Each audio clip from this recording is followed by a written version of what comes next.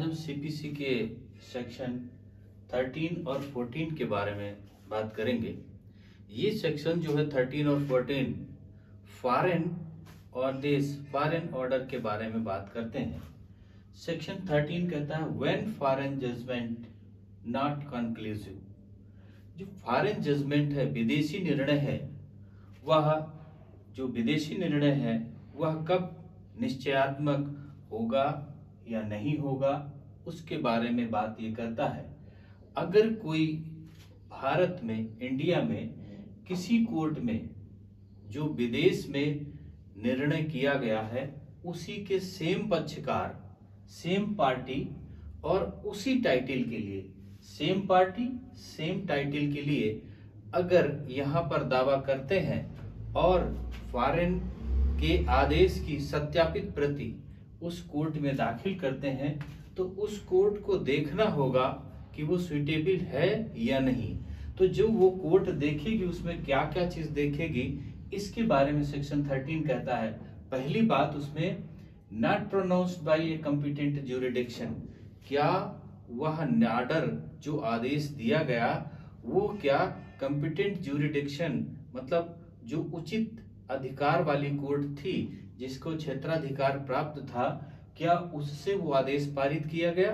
दूसरी बात क्या देखेगी, not given on the merit, क्या मेरिट पर वो आदेश दिया गया या मेरिट पर आदेश नहीं दिया गया है, मतलब उस केस की हियरिंग जो है, सुनवाई मेरिट पे की गई है दोनों पक्षों को सुन करके, या मेरिट पर सुनवाई नहीं की गई है।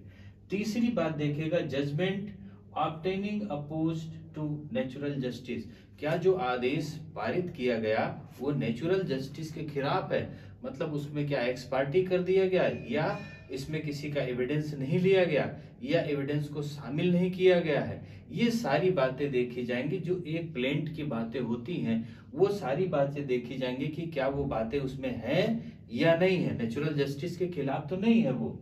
चौथी चीज देखी जाएगी ऑब्टेनिंग बाय फ्रॉड, क्या वो आदेश धोखे से, फ्रॉड से, कूट रचना से जजमेंट जो प्राप्त तो नहीं कर लिया गया, फ्रॉड तरीके से तो प्राप्त नहीं कर लिया गया। और उसकी पांचवी चीज देखी जाएगी breach of any law in foreign in India, जो भारत में विदेश से हमारी संधि है, उस संधि के खिलाफ तो नहीं है या उस संधि में से वो उसको ब्रेकिंग तो नहीं करता, उसके खिलाफ तो बात नहीं करता। तो ये सारी चीजें अगर हम देखेंगे उसमें से, और इनमें से कोई भी कमियां पाई जाती हैं अगर इन 5-6 चीजों में से, तो उस दावे को हम यहाँ इंडिया में उसको लागू नहीं करेंगे।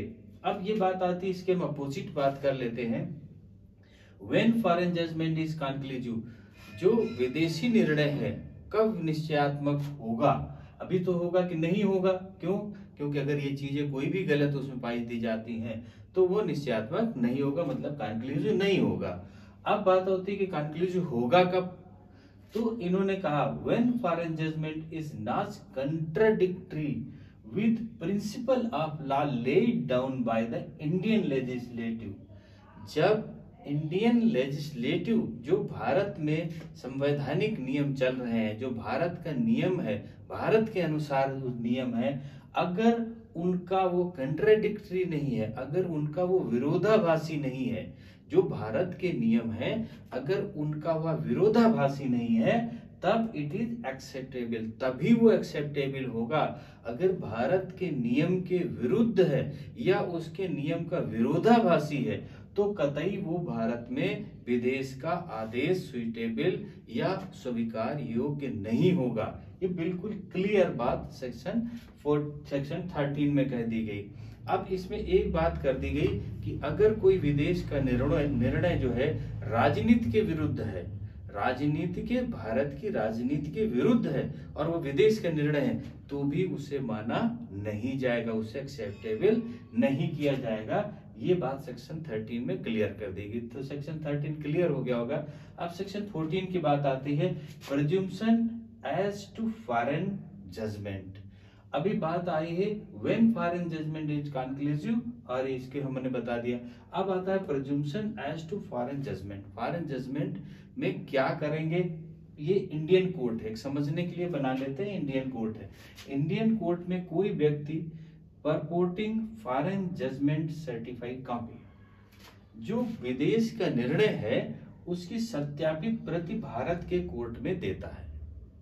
भारत के कोर्ट में, भारत के किसी कोर्ट में, इंडिया के किसी कोर्ट में वो उसकी सर्टिफाइड कॉपी देता है। तो अब इंडियन की कोर्ट में क्या देखना है उसको, इंडियन की कोर्ट में अभी ऊपर आ चुका, वही चीज यहाँ पर क्या करना, उसको लेकर के रोक देना। क्या, pronounced by a competent judgment, जो कॉम्पिटेंट ज्यूरिडिक्शन, जो वो आदेश है, क्या वो कॉम्पिटेंट ज्यूरिडिक्शन से दिया गया है।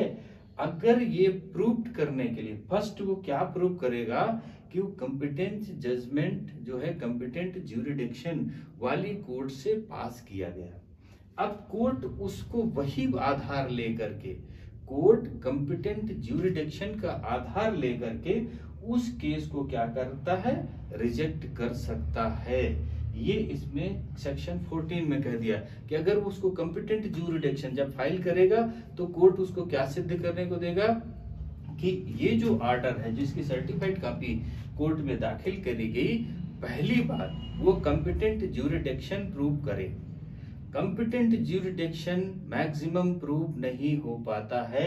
अगर कॉम्पिटेंट ज्यूरिडिक्शन प्रूव नहीं हो पाता है या कोर्ट उसको प्रूव करने को देती है तो वही आधार लेकर के उस केस को जो हमारे इनके खिलाफ है, जो हमारे इंडियन लेजिस्लेशन के खिलाफ है, तो उसको हम रिजेक्ट कर सकते हैं। ये सेक्शन 14 की बात करी। तो अभी ये छोटे से सेक्शन से सेक्शन 13 और सेक्शन 14, लेकिन इनको क्लियर होना बहुत जरूरी है। अब हम सेक्शन 15 से नेक्स्ट पार्ट में डिस्कस करेंगे। ओके, थैंक यू, जय हिंद।